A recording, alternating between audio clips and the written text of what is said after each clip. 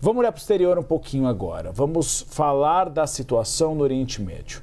Porque o Catar afirmou hoje que os esforços para resolver o conflito entre Estados Unidos e Irã estão em estágios muito avançados.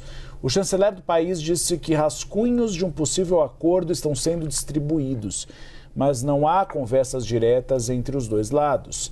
A Alessandra Freitas, diretamente de Nova York, nos conta. É sempre assim, né, Alessandra? Os Estados Unidos reconhecem uma conversa, o governo iraniano diz não estou conversando, mas na verdade está. E o Catar, que é o mediador dessas conversas, abriu o jogo. Exatamente. Muito boa tarde para você aí, Tainá e Uribe. O Catar, ele afirma, né, que esses esforços diplomáticos para encerrar a guerra entre os Estados Unidos e o Irã chegaram a um estágio muito avançado, como você falou.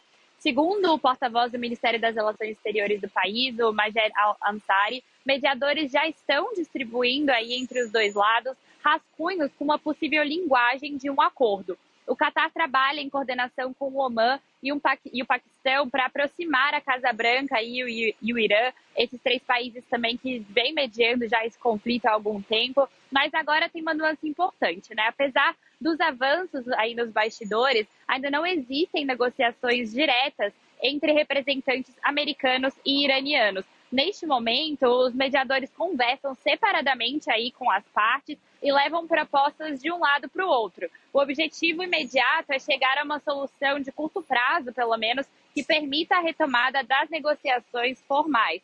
Isso ajuda a explicar um pouco nessas versões aparentemente contraditórias dos últimos dias.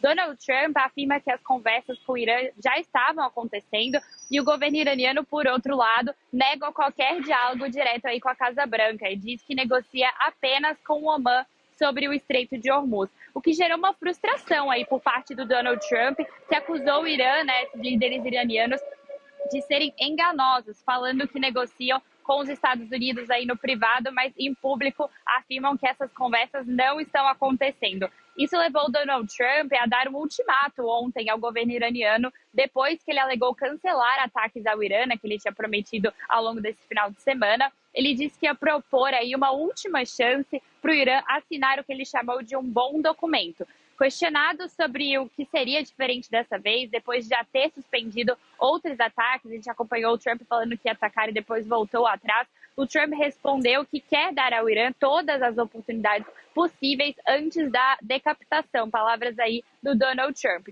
Ele não explicou muito bem, nem anunciou uma operação específica, ele não explicou o que ele quis dizer com isso, mas no contexto militar, o termo decapitação costuma se referir a ataques destinados a eliminar ou incapacitar a liderança de um país.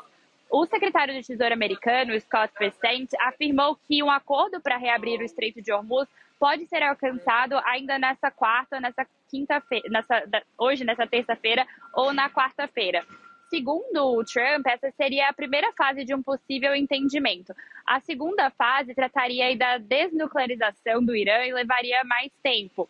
Mas apesar do avanço diplomático anunciado pelo Catar, a tensão militar continua bastante elevada ali na região, viu? Mohsen Rezai, o assessor militar do líder supremo iraniano, afirmou que o Irã não ficará de braços cruzados diante dessa continuidade do bloqueio naval americano. Ele disse que o Irã não permitirá a abertura de uma nova rota pelo Estreito de Hormuz que não tenha sido autorizada pelo país e ameaçou atacar navios de guerra americano caso eles entrem no corredor considerado ilegal pelo Irã.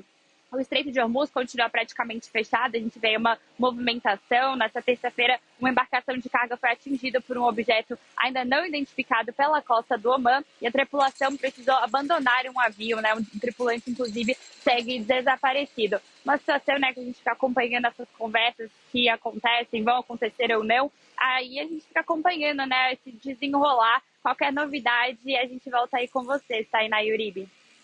Combinado. Obrigada pelas informações, querida. Aqui a gente também fala da guerra no leste europeu. Autoridades da Ucrânia divulgaram imagens de um drone perseguindo um homem antes de explodir perto dele. O caso foi em Kherson, no sul da Ucrânia. O homem estava ao lado de uma van que era usada como uma barraca de vendas quando o drone começou a persegui-lo. As imagens mostram que o homem tentou contornar o veículo para se esconder antes do drone avançar e explodir perto do capô do carro. A polícia da Ucrânia disse que o homem sobreviveu, mas sofreu ferimentos causados pela explosão e pelos estilhaços. O homem tem 52 anos e é morador de uma cidade vizinha de Kherson. O chanceler ucraniano condenou o ataque e acusou a Rússia de crime de guerra por ter como alvo um civil. A Rússia ainda não se manifestou oficialmente sobre esse assunto.